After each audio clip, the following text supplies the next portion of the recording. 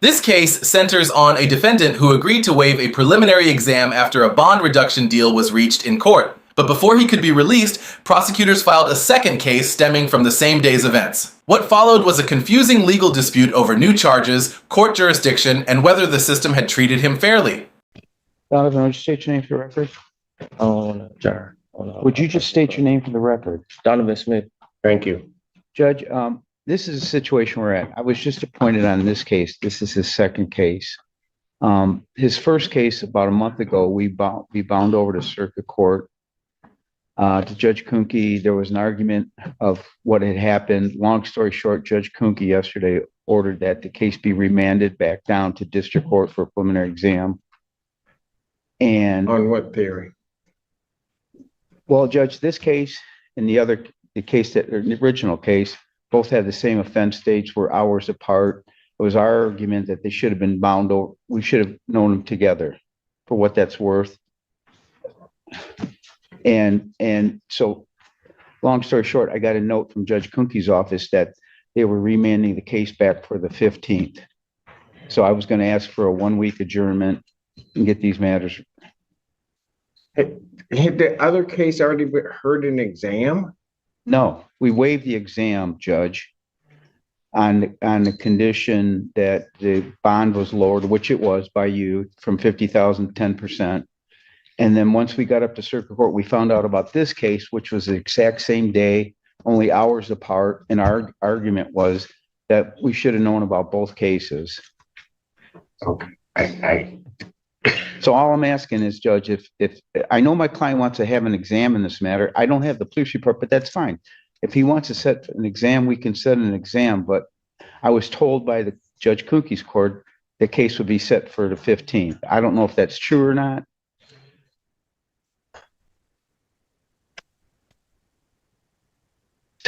Well, I guess what I'm asking for, Judge, is I know this is a very impatient man, set matters for a week from today. May I speak? Go ahead. First, I don't know if you remember me or not, but I've been in here. I remember everybody. I adjourned like 6 times. No, I And remember. then my lawyer made a deal with the prosecutor. They'll 10% my bond and they can't add no new charges if I remember. Well, I don't know that no new charges were heard. I remember That's what he it told was me that just listen. Okay. I'm telling you what I remember specifically about it, because it's unusual for me to even agree to it, was that you were going to waive up and I reduced your bond. All right. That I do recall. That case was a discharge of a building, so it was our impression that Right. they weren't going to add any firearm charges to that, any additional charges. I did not know about a second case where he was allegedly caught in a car with a gun. So now this charge is CCW. I can understand his frustration, but there are 2 different cases at the same exact day. Your Honor, Yeah. I never got arrested with a gun. They never. Hey, sir, I don't want to talk about the facts of it. I'm just procedurally trying to figure out why in the heck we're where we are. The case waived up, right? Correct. I reduced his bond. Did he get out? Did you get out? That very day, they charged him the second day. He never got a chance. He was arraigned a $25,000 bond on this case, which prevented his release on the first case. He never made it out, Judge. He was about ready to. So there was an agreement that he'd waive up. I reduced the bond. They didn't charge a new case and he's held. Correct. That's beautiful. So what we were asking today on this case, if it would be $25,000, 10%, I don't believe the prosecutor has an objection to that. Hopefully both matters can be heard next week and this young man. Well, I don't even know. Here's the problem. And I don't have a problem with that, Mr. Killowald. The problem that I have is something's coming back from circuit court. It's supposedly set for the 15th. I don't know that. And usually if something is going to be set on this docket, we get a call. If somebody tells us, because we'll give them the date. And so what I'm a little bit worried about is I'm going to adjourn this young man's case out next week, and I still don't have that other case. I think I can't say for sure, but it sounds to me like the circuit court case, circuit court. I don't know why that's coming back to us. I don't get that. And I'm not saying that anything you're telling me is not what you know. I don't know why it's coming back, and you're telling me there's this case coming back. He's got this case. I remember what I did when I released him on the other case, and now he's back in, and you want me to give a date that I don't know is going to be able to go for. I mean, none of this is making much sense to me. I think this young man thought that there would be no new charges. Well, whether or not there are new charges or not, I don't know that is necessarily my issue right now. My issue right now is I'm trying to get his case heard.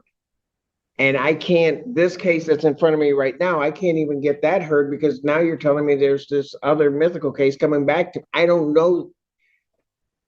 And it's on the same date. Do we have anything? Listen to me. 1 week. No. You don't understand what I'm saying. No. Here's the thing. If I adjourn it out, well, you guys have your conversation. I'll just wait. Judge, I'm sorry. I understand his frustration, but I don't have. Well, yeah, I understand his frustration too, because he waived up. I reduced his bond. New charges come. He then gets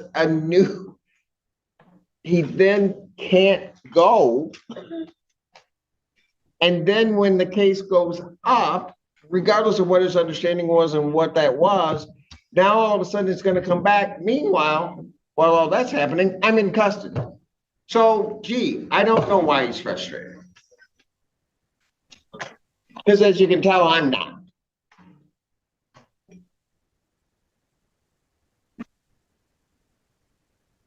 Okay, but here's what I'm going to do, okay? You may not like the answer that I get, but at least what I'm going to do is I'm going to get an answer so we know what to do, okay? Because I don't want to set it for next week, and next thing I know, that case coming from circuit is 2 weeks out, because then I got to bring him back again. That doesn't even make any sense to me. So, Today, say nothing. Judge, Say nothing. as far as bond, Say nothing. you're very considerate, Judge. Judge, I think, would you? What? Huh? What's the probable cause for this case? Fine. Please ask that. Here's what I'm gonna do. I'm gonna pass the matter, take him back. I'm gonna call down, or have my staff call down. We're gonna figure out where this man's case is at, where everything is, and try to get it all where it's supposed to be. All right, thank you. And nobody may like the decision I make in the end, but at least we'll know what's happening, because right now we don't even know what's happening. You understand me? As the hearing unfolded, the judge began piecing together what had happened. A reduced bond had been granted, a waiver had already occurred, and yet a new charge prevented the defendant's release. The court now faced a larger question. Had procedural confusion created an unnecessary setback for the accused? Yeah. Say nothing. Take him back. Donovan, would you state your name for the record? Donovan Smith. Okay. So here's what I'm gonna do, best I can try to come up with. Is he gonna want exams on these? Is that the deal, or what? Oh, especially the CCW. All right, that's Yeah. fine. Yes. Fine. So I've got the paperwork. What I did is I took the one that they sent back. You got the CCW here. Are both going to be requested for exam? So what I did is that rather than wait till next week, I got the paperwork. We're going to deal with it. What we're going to do today. Okay. Okay. So I'm just not going to wait. So I'm asking, what do you want to do on both of these cases? You want to go to have exams on these? Is it both in one? Huh? Is it? Let me just say this also. Because the one that was a waiver was assigned to me, it has to come back before me. That's fine. So if you set, oh, thank you. But so if it's set, my next date would be February 3rd. But given all of the circumstances it is, and again, I'm not sure why things are happening the way that they're happening. I'll give you a special date as soon as I possibly can to put it before me.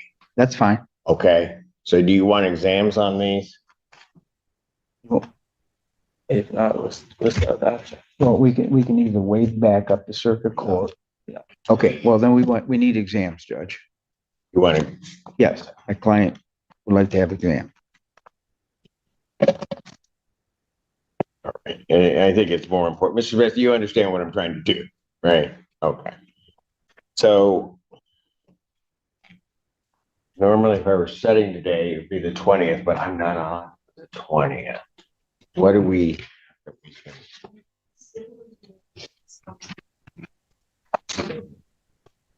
On the 20th, I can, if the other courtrooms are empty. Correct. I can do that. Okay. All right. So I'll set it as though you're asked. So I'm taking a week's time. Okay, best I can do. So I will set the preliminary examination in person. I'll set it for January 20th, 2026 at, you want me to do 1? Yeah, let me put it at 1 p.m. Judge, not to cause any problems, I have a full docket with Judge Kunke that day. Is there any chance? Well, she could have kept this one and you could have been on it. I'm sorry. Is there any chance we could do that Go ahead, what? Is there any chance we could do it in the morning of the 20th? No, because what's happening, the other judges are in my courtroom. Okay. And that's the best I can, are you gonna be there all day on the 20th? I have 4 cases, yeah. Sentencings and show causes. Give me another date, but it's gonna have to be before the 20th. I'm not gonna have it. Okay, so we could do the 14th, Wednesday, the 14th. At 3? Oh, Yeah. I like to go home.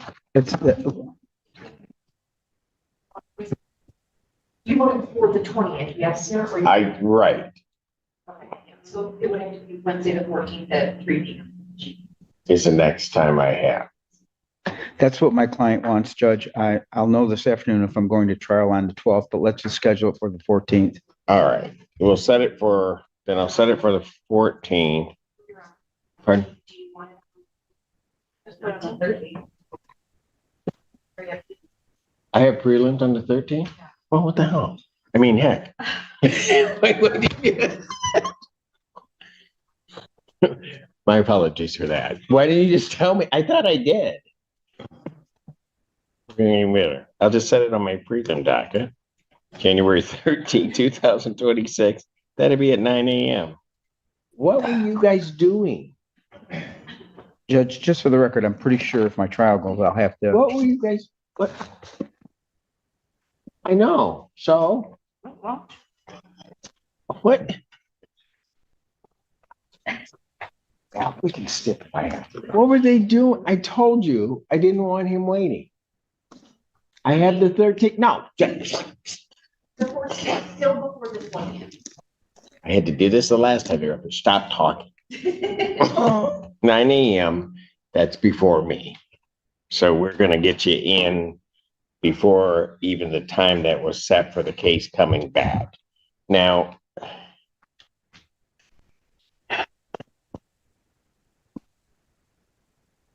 the issue regarding bond, and I'm trying to, I need to figure this out. At the time, on the case that went up and has now come back, I gave him a personal. No, you gave 10% bond. He had 10%. Did he 50,000 post cash that? surety. He was going to post it that day, but that day also the new case came in. That case has a $25,000 cash bond.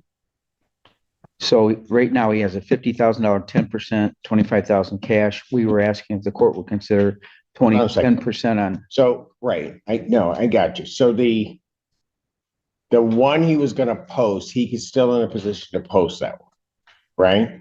Am I right? 50,000, yeah. The 50, you could still post. 10,000. 10%. At the time that the agreement was made, him waiving and reducing his bond, were the people aware of that other case? Judge, I can tell you that I authorized a charge on the 19th and put it in the play.